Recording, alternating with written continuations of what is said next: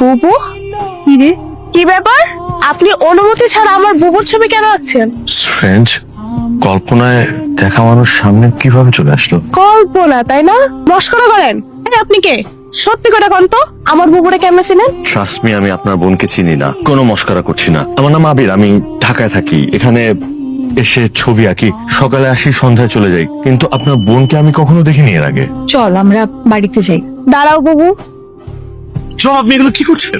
যা করছি বেশ করছি, প্রতিশোধ নেওয়া হয়েছে। বুবু চলো তো, বাড়ি চলো।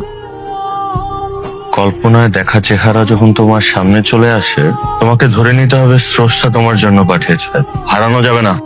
আরে আমার পিছনে লাগে তাই আবার দেখলি হয়, একদম বাইরে সোতা করে দেবো একদম। কথা শুনে না, আমার কথা শুনে না। হাসিস কে? এত হাসিস কে? শিখাই পারলাম না কিছুই না, সবসময় হাসা লাগে না, মনে রাখিস। আপনাদের এই গ্রামে থাকার কোনো ব্যবস্থা আছে রাতে? আই মিন কোনো হোটেল বা কোনো ঘর যেটা ভাড়া দেয়? আমি পাগল মানুষ, পাগলের বাড়ি থাকলে হইব? চুরি চামারি কিছু করি না। এক রাইতে 100 টাকা দিলে থাকতে পারেন, রাজি থাকলে এক চাপেন, না হলে রাস্তা মাপেন। চিন্তা করো একবার আম্মু, চেনা নাই জানা নাই, বুবুর ছবি একে বসে রয়েছে। কত বড় বদপোলা, আমিও দিছি ছবিটা নষ্ট করে। তবে বুবু, তুই যদি ওই পোলার চেহারাটা একবার দেখতি, মনে হইতেছিল আমি দেখবো কেমনে? আমি কি চোখে দেখতে পারি? পোলাটা তোরা ঠিকই দেখছে। পোলাটারে যদি তখন তুমি দেখতা, বুবুর ঠিক এমন ভাবে তাকায় ছিল, মনে হইতেছিল আসমান থেকে নাইমা আসা কোনো পরীরে দেখতেছে। ছেলেটা কি খুব সুন্দর। আমার এই বুবুটার পাশে মানাইবো। আজে বাজে কথা বস কেন? ঘরে চল। ও মা, লজ্জা পাইতেছো কেন?